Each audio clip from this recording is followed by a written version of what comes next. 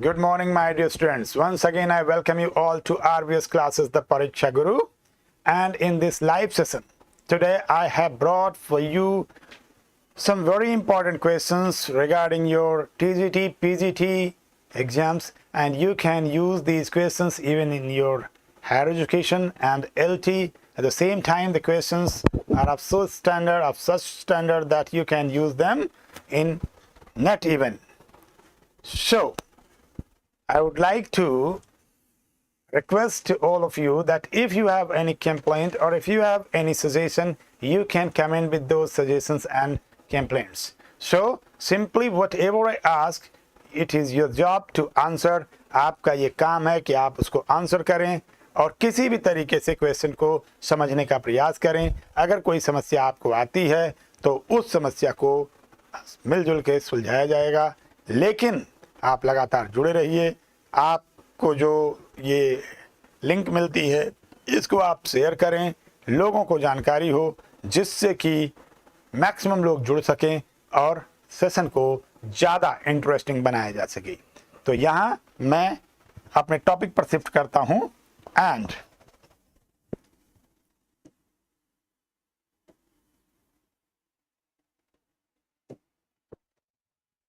we are going to deal with the very first question. First question we are going to deal with. The very first question is, जो पहला question है आपके सामने आ रहा है. गेट रेडी फॉर दैट, उसके लिए तैयार हो जाइए. बहुत ही महत्वपूर्ण क्वेश्चन है. कुछ क्वेश्चंस ऐसे होते हैं जिन्हें आप रट नहीं सकते, कुछ क्वेश्चंस ऐसे होते हैं जिनको आपको अच्छे तरीके से ही सॉल्व करना है, अदरवाइज आपके क्वेश्चन गलत हो जाएंगे. तो very first question is going to come before you. पहला क्वेश्चन आपके सामने आ रहा है. Get ready for this. First question is, in 18th century, the status of women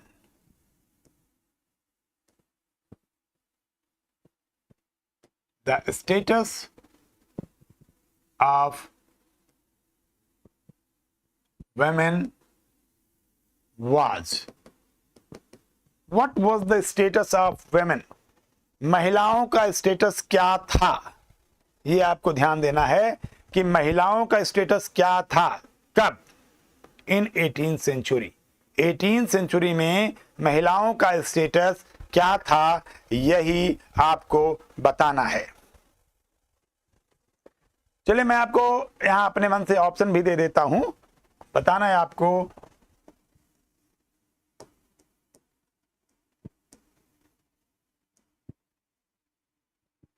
moderately high,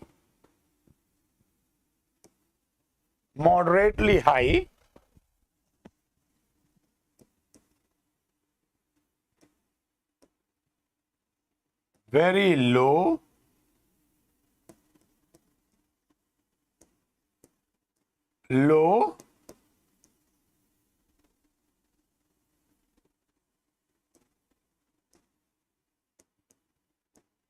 that of a slave. Which one is correct? इसमें से correct कौन है? ध्यान रहे आपको, इसमें से करेक्ट कौन है बताना है आपको. In 18th century, the status of women, 18वीं शताब्दी में जो महिलाओं का स्टेटस था वो कैसा था?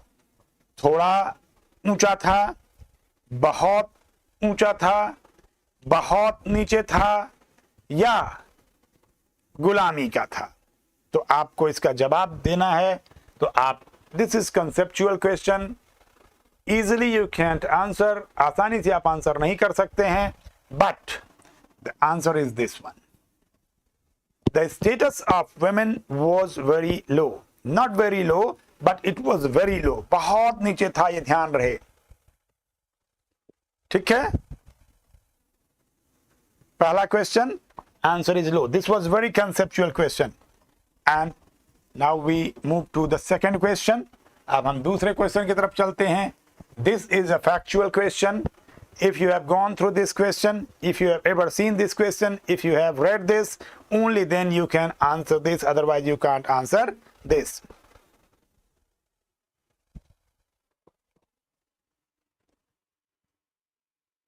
What does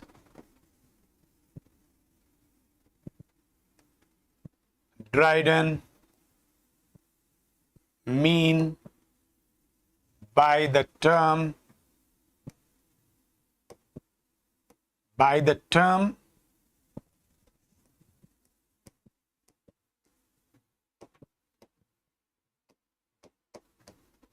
concernment? The question is, what does Dryden mean by the term concernment? Concernment. Dryden, you know, is known as the father of English criticism. This is very important fact for you. The Dryden is, यहाँ एक fact मैं आपको बता दूं, Dryden is known as the father of English criticism. ये महत्वपूर्ण है जानना कि ये इंग्लिश क्रिटिसिज्म के फादर हैं. ठीक है, ये एक फैक्ट है. अगर आपसे पूछ दिया जाए who is known as the father of criticism, the term English is removed if, what you will understand by this? Aristotle is known as the father of criticism, and at the same time Dryden is known as the father of English criticism. And there was a man in Rome, his name was Horace, who gave the theory of dulce et utile, means delight and utility, and with this theory Dryden was highly influenced, and Dryden, because of that, gave his theory of poetry, that poetry has two purposes, instruction and delight. Delight and instruction दो concept हैं. ठीक है, तो वही Dryden है. Dryden ने एक शब्द दिया concernment. What do you understand by this particular term concernment? तो concernment means simply होता है, ड्राइडन के concernment means जो लिखने जा रहा हूं, that is not the meaning of concernment, but Dryden के हिसाब से ये मतलब है. क्या इसका मतलब होता है? कंपैशन, दया, पिटी. इसका मतलब होता है कंपैशन, दया, पिटी. ठीक है, तो ड्राइडन ने जो शब्द दिया कंसर्नमेंट, इसका मतलब होता है कंपैशन. डोंट गेट कंफ्यूज्ड, बहुत ही इंपॉर्टेंट क्वेश्चन है.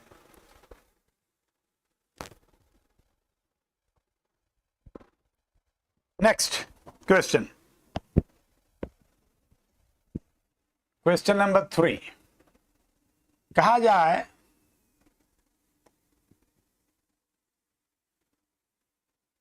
Compare to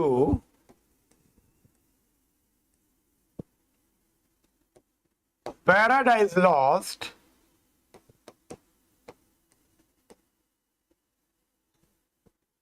paradise regained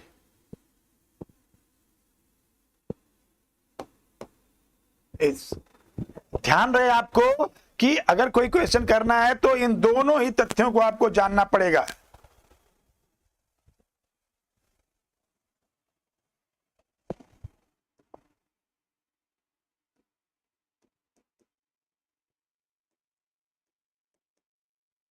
less significant and more. More के स्थान पर आपको कुछ भरना है. यहां दो व्यवस्थाएं, दो वर्क्स आपस में कंपेयर किए जा रहे हैं और आपसे पूछा जा रहा है कि अगर हम पैराडाइज लॉस्ट से पैराडाइज रिगेन को कंपेयर करके देखें तो हमें बताना है कि पैराडाइज रिगेन लेस सिग्निफिकेंट है, लेकिन मोर, लेकिन ज्यादा क्या है, ज्यादा क्या है? This I want to know, ये मैं जानना चाहता हूं. चलिए मैं आपको ऑप्शन भी दे देता हूं. पहला ऑप्शन है Puritan,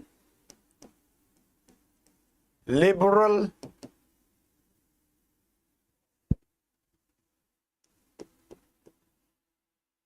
religious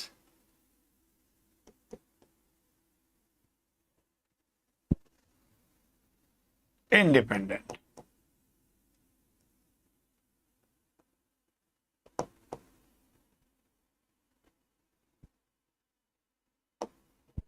Okay, you have to choose the right answer. बताइए, आपको सही उत्तर चुनना है. You have to choose the right answer.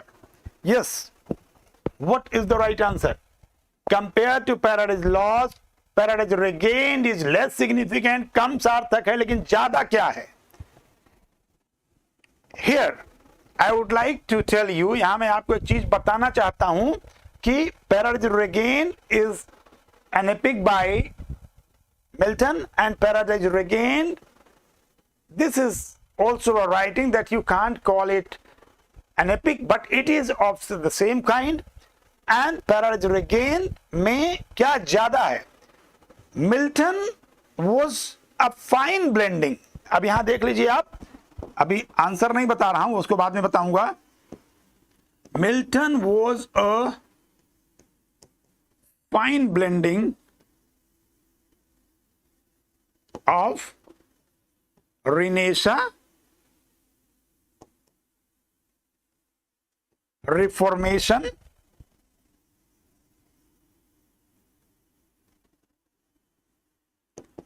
and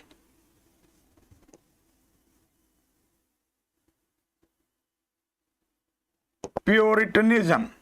आपको पता है, you know very well, बहुत अच्छे तरीके से आप जानते हैं कि John Milton is known as the evening star of Renaissance. इन्हें क्या कहा जाता है? Evening star of Renaissance. तो he is known as a fine blending of Renaissance, Reformation and Puritanism. इन तीनों में से यहां क्या है? ये है. तो Paradise Regained is less significant but more Puritan in comparison to Paradise Lost. ठीक है? तो this is very important to know. इतने पूरे कंसेप्ट को आप समझ लेंगे तो आई होप कि टीजीटी में at least one question you will get. आपको एक क्वेश्चन टीजीटी में मिल जाएगा, ऐसा मुझे लगता है. Next question, question number 4. Question number 4. Who wrote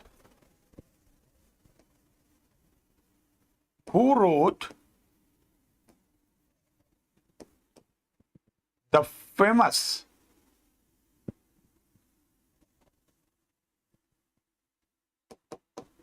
critical work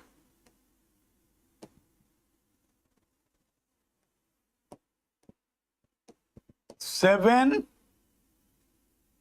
types of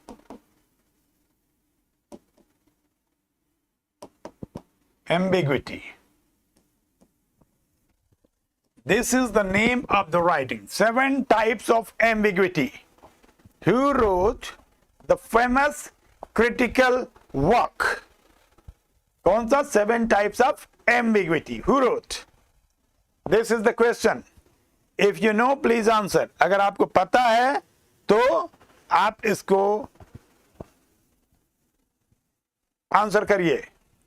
Yes, please answer. If you know, it's the answer. 7 types of ambiguity. Who wrote this famous critical work? ये exam में आ चुका है और आ भी सकता है.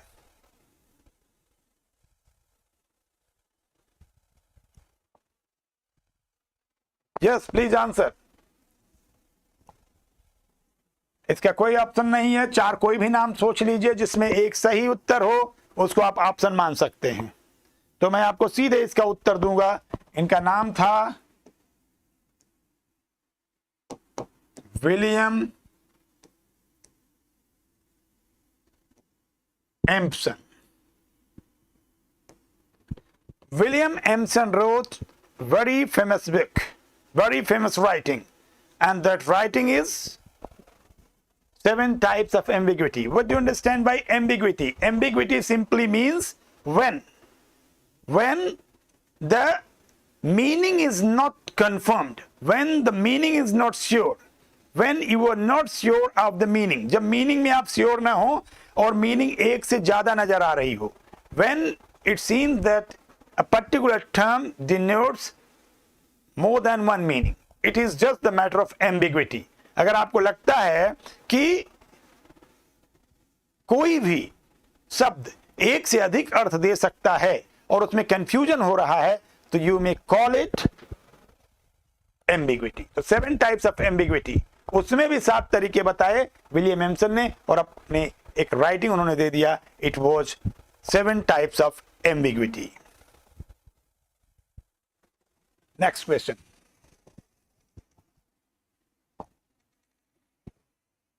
Next question, question number 5.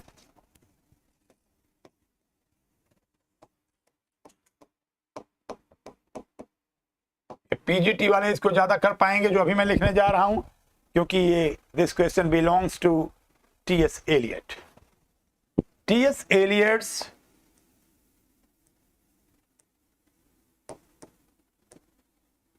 The Westland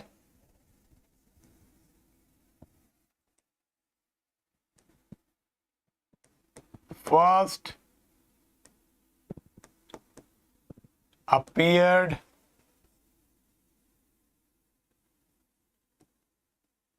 in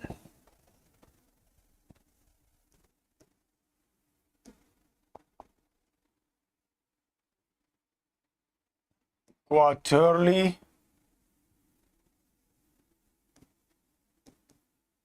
magazine. You have to tell the name of that magazine. जो quarterly magazine है उसका आपको नाम बताना है कि वो कौन सी मैगजीन है जिसमें Eliot's the Waste Land appeared for the first time. पहली बार द वेस्टलैंड रिटन बाय और कंपोज्ड बाय टीएस एलियट किसमें पहली बार दिखाई दिया? For the first time. Yes, answer. This may be a very important question. ये बहुत महत्वपूर्ण क्वेश्चन हो सकता है. क्यों हो सकता है? Because it is associated with TS Eliot, the greatest poet of modern era. Modern era के बहुत ही महान कवि कहे जाते हैं, बहुत ही बड़े कवि कहे जाते हैं. इनसे संबंधित क्वेश्चंस आते रहते हैं, तो ये क्वेश्चन आ सकता है. इसलिए गेट कंसंट्रेटेड. कंसंट्रेट होके बताइए कि क्या हो सकता है. In which quarterly magazine, the famous work of T.S. Eliot, The Westland, first appeared. पहली बार ये कहां appear हुआ? Yes, please answer. If you know, please answer, comment. The magazine is the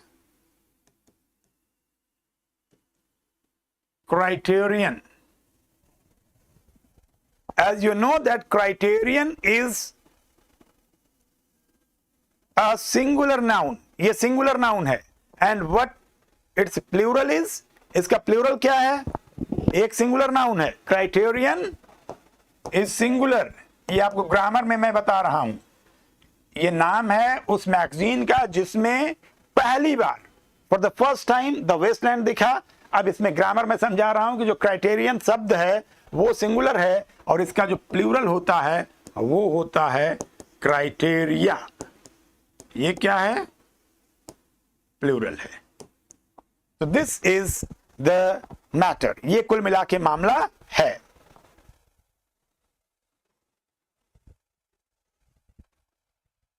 ठीक है. Next question. मैं आपको एक क्वेश्चन देने जा रहा हूं. I am going to give you a question. उसमें बिना ऑप्शन दिए काम नहीं चलेगा, इसलिए मैं उसमें ऑप्शन भी दूंगा and you have to find the correct answer.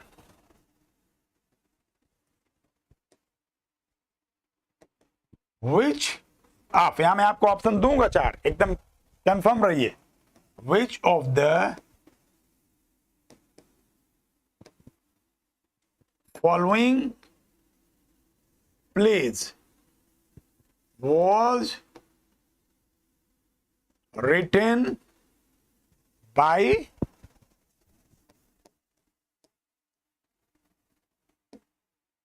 Tennyson. Tennyson ने कौन सा प्ले लिखा है?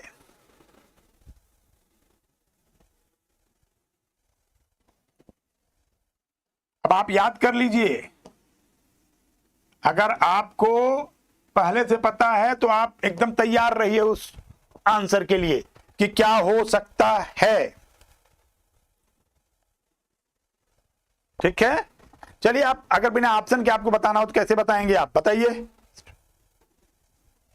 बोलिए। चलिए एक और, बहुत नाटक सोच के लिखने पड़ेंगे कि कौन कौन से लिखे नाटक कि आप कंफ्यूज हो जाएं।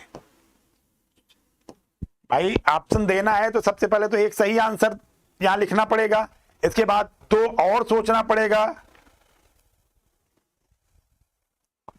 Okay,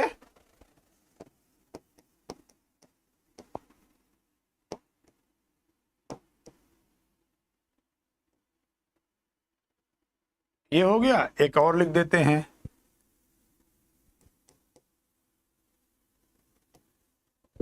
now there are 4 plays written on the board. Board पर 4 प्ले लिखे हुए हैं, आपको बताना है कि which out of these 4 is a play written by Alfred Lord Tennyson. इसमें कौन सा प्ले है जिसको अल्फ्रेड लॉर्ड टेनिसन ने लिखा है, आपको ये बताना है। बताइए, which is the play? The right answer is this one. Queen Mary is a play which was written by Alfred Lord Tennyson. चलिए next question.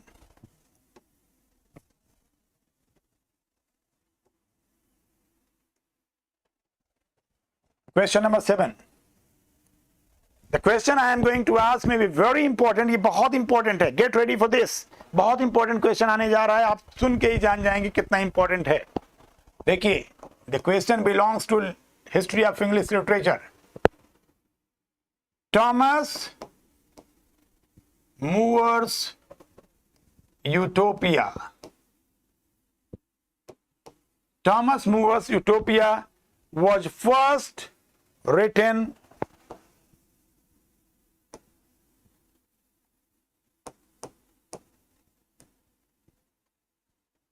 was first written in Latin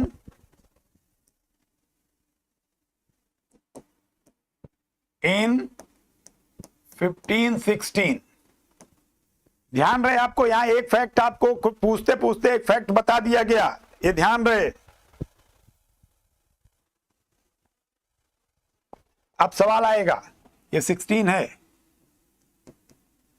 in which year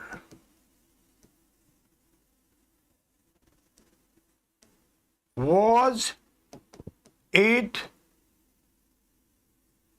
rendered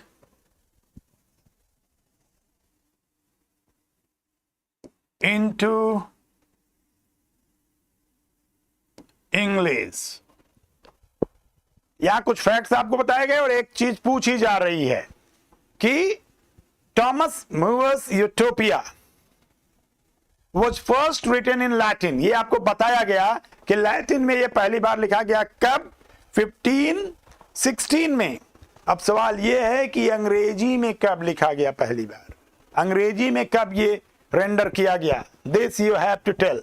ये आपको बताना है कि अंग्रेजी में कब लिखा गया। दिस इज द क्वेश्चन, ये क्वेश्चन है। If you can answer please do. अगर आप आंसर कर सकते हैं तो कृपया करिए। This is a very important question, exam में आएगा और ये क्वेश्चन हो जाएगा गलत। यही वे क्वेश्चन है, दीज आर द क्वेश्चंस, यही वे क्वेश्चंस हैं जो आपके सिलेक्शन को तय करते हैं।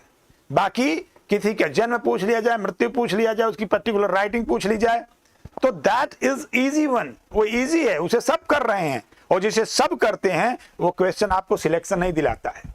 क्वेश्चंस वे आपको सिलेक्शन दिलाते हैं जो डिफिकल्ट होते हैं और करते समय लगता है केवल मैं कर रहा हूं या कुछ मेरे जैसे लोग कर रहे हैं, बस सब नहीं कर रहे हैं। ठीक है, तो Thomas More's utopia. Utopia, what do you understand by utopia? Utopia means simply a country of mind, an imaginary country that is not possible in reality. Reality में जो possible ना हो, that is an imaginary country. एक आदर्श दुनिया, जितनी बड़ी आदर्श दुनिया आप सोच सकते हैं, जितनी आदर्शात्मक दुनिया आप सोच सकते हैं, उतनी आदर्शात्मक दुनिया. That is the country of mind. That is found only inside your brains. जो आपके मस्तिष्क में केवल पाया जाता है और कहीं नहीं पाया जाता है. ठीक है, तो आपको केवल वो सन बताना है. मैं सीधे सीधे लिख देता हूं. This is 1550.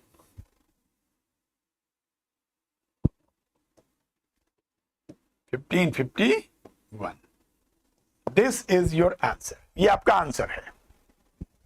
In 1551, Thomas More's Utopia came in English, and in 1516 it came in Latin. ये Latin में था. So this is very easy to know. Okay. Next question. The question I am going to ask may be very easy for you. बहुत आसान आपके लिए हो सकता है, लेकिन तब जब आपने इसको पढ़ा होगा, because the question is highly factual. ये पूरी तरीके से फैक्चुअल है, लेकिन तभी सही होगा जब आप इसके सामने से गुजरे हो या ये आपके सामने से गुजरा हो. ठीक है, ये ध्यान रहे आपको.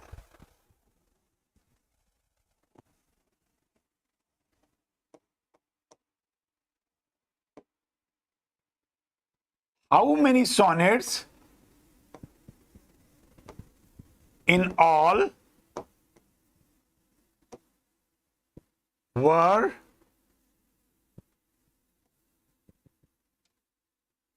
written in Latin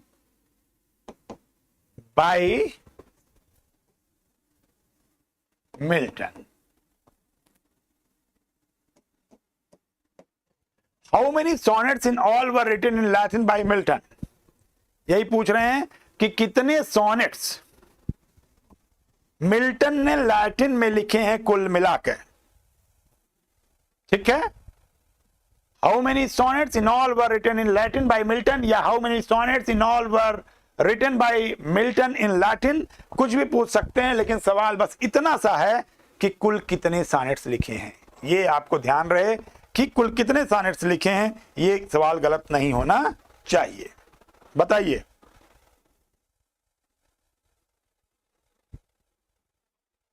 बताइए. Yes, answer please if you can. Answer is 5 sonnets.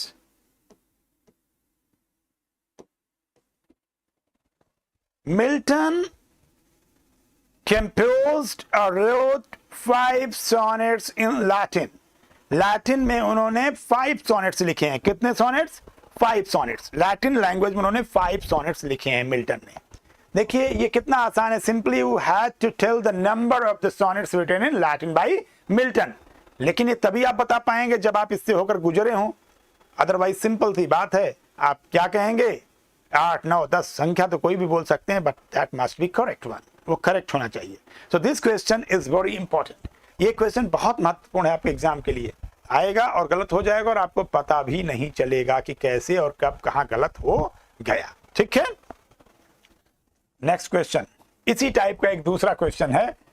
Standard question का वही है. अगर इसका जवाब आप दे पाते तो शायद उसका भी दे लेते, लेकिन केवल जरा कुछ बदलेगा और वो आप ध्यान दे दीजिए. How many sonnets were written by Milton in English. Same thing, same question, no difference. कोई अंतर नहीं है, सब कुछ सेम है, एकदम सेम. ठीक है,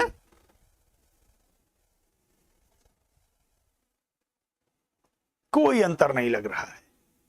केवल अंतर है कि पीछे में यहां लैटिन था पिछले वाले क्वेश्चन में, इस क्वेश्चन में यहां इंग्लिश दिया हुआ है। अगर पिछला क्वेश्चन आप आंसर कर पाते तो ये क्वेश्चन भी आप आंसर कर लेते। इसलिए आप बताइए, yes please answer, yes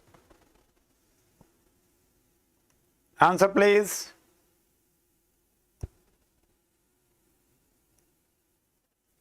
yes answer. इस बार कितने संख्या यहां लिखे जाएंगे बताइए आप। How many questions, how many sonnets were written by Milton in English? Your answer is 18 sonnets.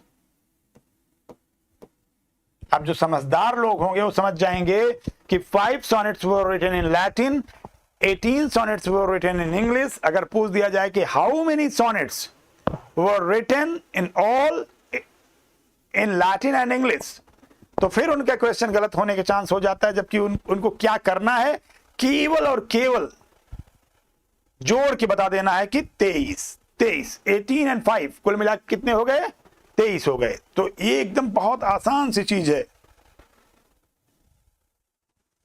Next question,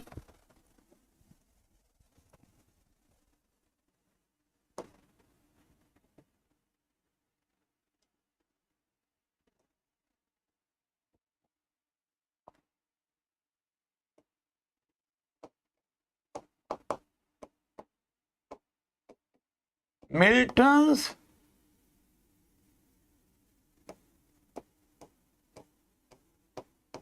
Paradise Lost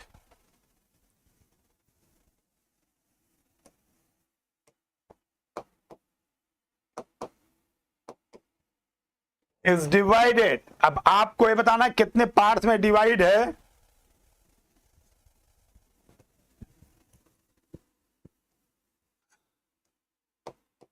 into the same number। आप बता लेंगे क्योंकि आपको एक पहले तो इसका जो है ये पता होना चाहिए कितने पार्ट्स में ये डिवाइड है। जब ये आपको पता हो जाएगा सब पता हो जाएगा आपको, ठीक है।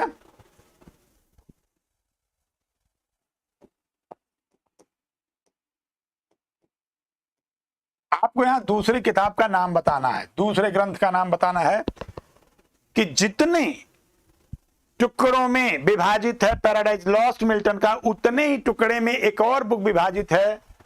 बुक्स तो बहुत विभाजित होंगी, लेकिन उनमें से कोई एक नाम आप बता दीजिए तो मैं आंसर मान जाऊंगा, नहीं तो फिर एक नाम मैं बता दूंगा, उसे आपको मानना पड़ेगा। यस बताइए आप। तो यहां एक ग्रंथ है दांतेज डिवाइन कॉमेडी, खूब अच्छे से देख लीजिए आप। क्लियर है? तो दो पोएट्स की जब तुलना की जाती है, दो ग्रंथों की जब तुलना की जाती है, तब चीजें अपने आप असामान्य हो जाती हैं, बहुत अच्छी हो जाती हैं। तो तुलना बहुत महत्वपूर्ण है। Comparison is very necessary. Comparison is a necessary thing, बहुत ही अनिवार्य चीज है कंपैरिजन, क्योंकि उससे दो चीजें आपको पता चलती हैं। पहले तो पता चली कि पैराडाइज लॉस्ट वही है जो डिवाइन कॉमेडी है, उतने हिस्सों में बटी हुई है। Paradise lost is divided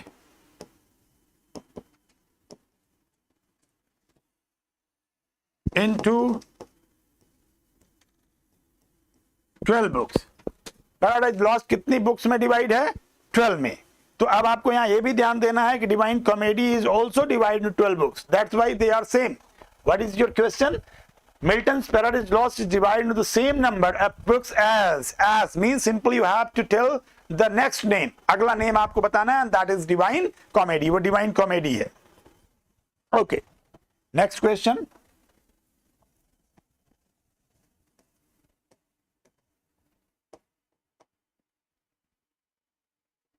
Milton, इस बार मिल्टन एज ए राइटर नहीं आ रहे हैं, मिल्टन एज ए पोएट नहीं आ रहे हैं, बल्कि इस बार आ रहे हैं Milton as a poem. Milton is a symbolic poem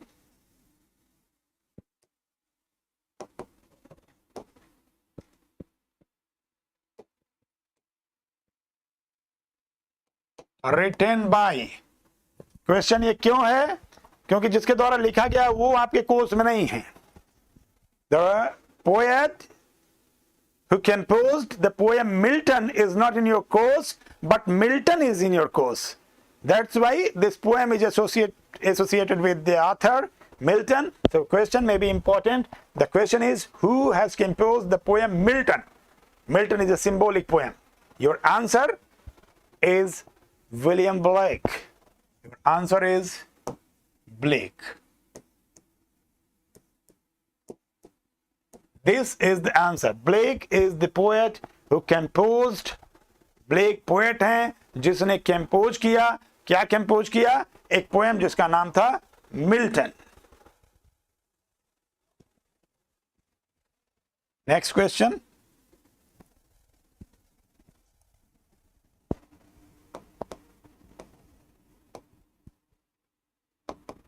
Which 18th century critic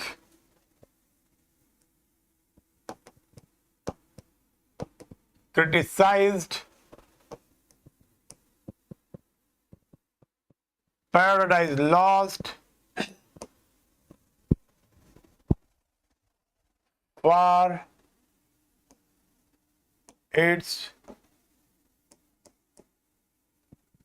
for its lacking in humor interest। आपको ये पता होगा बहुत पॉपुलर है।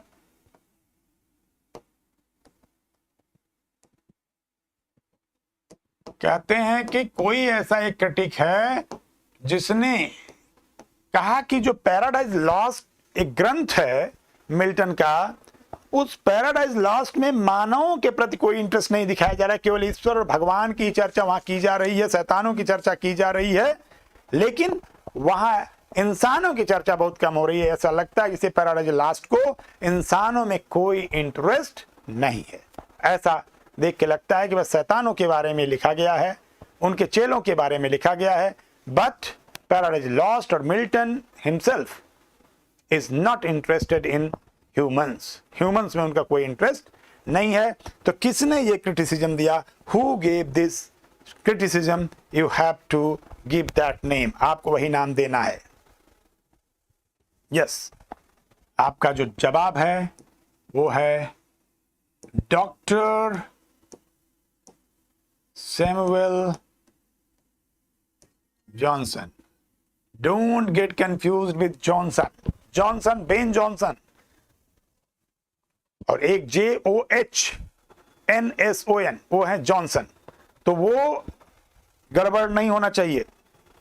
डॉक्टर जॉनसन में JOHN और बेन जॉनसन में JONSON, ये अंतर है। This is the difference. ठीक है, चलिए next question. Question number 13। Okay,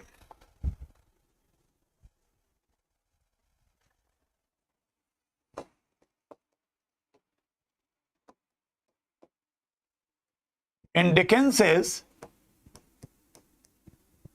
A Tale of Two Cities, एक नॉवेल है डिकेंस का a tale of two cities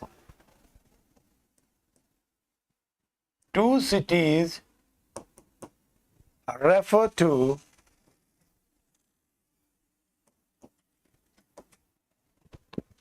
जो डिकेंस का एक नॉवेल है a tale of two cities, दो शहरों की कहानियां या कहानी। उसमें पूछा गया है कि दो शहर कौन कौन से हैं। ये क्वेश्चन पीजीटी में पूछा गया है 2005 में। तो आपको उन दो शहरों का नाम बताना है कि कौन कौन से वे दो शहर हैं। तो इसके जो answer, this is very important question, exam में आ चुका है तो इंपॉर्टेंट है। इस दो शहर हैं लंदन